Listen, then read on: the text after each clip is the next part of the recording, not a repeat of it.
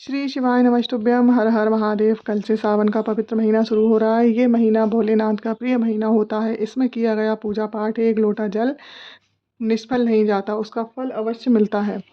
इस महीने में करने वाले उपाय हैं जो कुछ गुरुजी ने बताए हैं, वो हम बताते हैं। एक तो आपको इस महीने में, वैसे हम एक लोटे से जल चढ़ाते हैं, लेकिन सावन महीने में 2 लोटे से जल चढ़ाना चाहिए और दोनों लोटे अशोक सुंदरी से जल चढ़ाते हुए शिवलिंग तक लाना है उन्हें, और दोनों की धार एक साथ गिरनी चाहिए।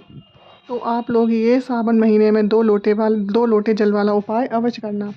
और दूसरा पार्थिव शिवलिंग का उपाय है।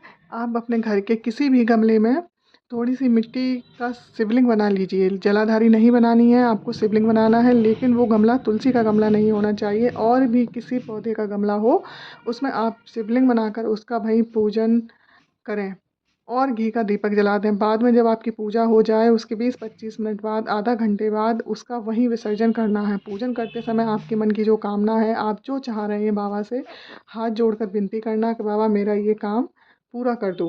पार्थिव शिवलिंग की पूजा का बहुत फल होता है, और ख़ासकर सावन के महीने में पार्थिव शिवलिंग की पूजा करने का जो फल प्राप्त होता है, वो और किसी पूजा से प्राप्त नहीं होता। इसीलिए सावन में पार्थिव शिवलिंग की पूजा का विशेष महत्व होता है। इस महीने में कोई भी उपाय करने से हमें मनोवांछित फल की प्राप्ति होती है। एक उपाय है वंश वृद्धि के लिए। जिसके मान लीजिए संतान नहीं है, कई कई साल हो जाते हैं, बच्चे नहीं होते हैं, तो वो सावन के जितने भी सोमवार हैं, उसमें से सावन का जो पहला सोमवार है और जो आखिरी सोमवार है, उसको आप लोग को 2 सोमवार को यानी कि ये उपाय करना है, पहले वाले को और आखिरी वाले को। इसमें क्या करना है आपको, एक बेलपत्री लेकर शिव जी के मंदिर में जाना है, और तुमुरका जी का नाम लेकर, तुमुरका जी का नाम लेकर उस बेलपत्री को अपने मन की कामना कर कर अशोक सुंदरी वाले स्थान पर आपको चढ़ा देना है।